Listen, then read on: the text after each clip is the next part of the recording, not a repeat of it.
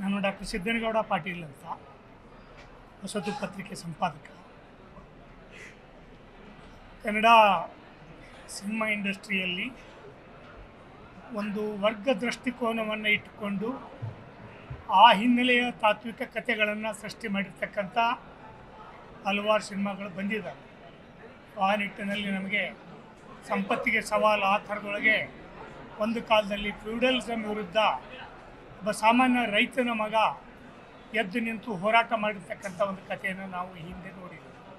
But ಇವತ್ತಿನ ಸಂದರ್ಭದಲ್ಲಿ ಭಾಳ ಮುಖ್ಯವಾಗಿ 1975 ನಂತರ ಏನು ಉಳುವವನಿಗೆ ಭೂಮಿ ಕಾನೂನು ಜಾರಿಗೆ ಬಂತು, ಆ ಜಾರಿಗೆ ಬಂದ ಮೇಲೆ 70ರ ದಶಕದಲ್ಲಿ ಭಾಳ ದೊಡ್ಡ ಪ್ರಮಾಣದ ಸಂಘರ್ಷಗಳು ಕೂಲಿಕಾರರಿಗೂ ದಲಿತರಿಗೂ ಮತ್ತು ಜಮೀನ್ದಾರರ ನಡುವೆ ನಡೆದಿದ್ದಾವೆ. ಅಂಥ ಹಲವಾರು ಸಂಘರ್ಷಗಳಿಗೆ ನಾನು ಸ್ವತಃ ಸಾಕ್ಷಿಯಾಗಿದ್ದೆ. ಅಂಥ ಚಳುವಳಿಗಳನ್ನು ಒಂದು ವಿಷಯವಾಗಿಟ್ಟುಕೊಂಡು ಇವತ್ತು ಈ ಸಿನಿಮಾನ ತಂದಿದ್ದಾರೆ. ನಾನು ಈ ಸಿನಿಮಾದ ಮೇಕಿಂಗ್ ಏನಿದೆ ಭಾಳ ಅದ್ಭುತವಾಗಿದೆ. ಹೊಸ ರೀತಿಯ ವಿಧಾನದಲ್ಲಿ ಇದನ್ನು ಹೇಳಿದ್ದಾರೆ. ಅದ್ರ ಜೊತೆಗೇ ಭಾಳ ಮುಖ್ಯವಾಗೋದು ಸಂವಿಧಾನ.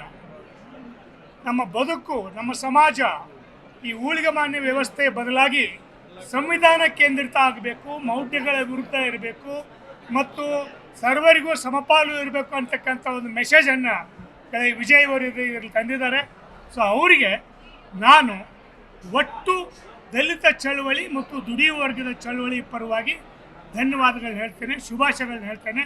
ಭಾಳ ಡಿಫ್ರೆಂಟಾಗಿ ಈ ಸಿನಿಮಾ ತಂದಿದ್ದಾರೆ. ಭಾಳ ಮುಖ್ಯವಾಗಿ ಸಂವಿಧಾನದ ವಿರುದ್ಧ ಧ್ವನಿ ಎತ್ತಾ ಇರ್ತಕ್ಕಂಥ ಕೆಲವು ಧ್ವನಿಗಳು ಏನಿದ್ದಾವೆ ಅದಕ್ಕೆ ಪ್ರತಿಯಾಗಿ ಸಂವಿಧಾನ ನಮ್ಮ ಉಸಿರಾಗಬೇಕು, ಸಂವಿಧಾನ ನಮ್ಮ ಜೀವನ ವಿಧಾನ ಆಗಬೇಕು ಅಂತಕ್ಕಂಥ ಒಂದು ಮೆಸೇಜನ್ನು ಈ ಸಿನಿಮಾ ಕೊಟ್ಟಿದೆ.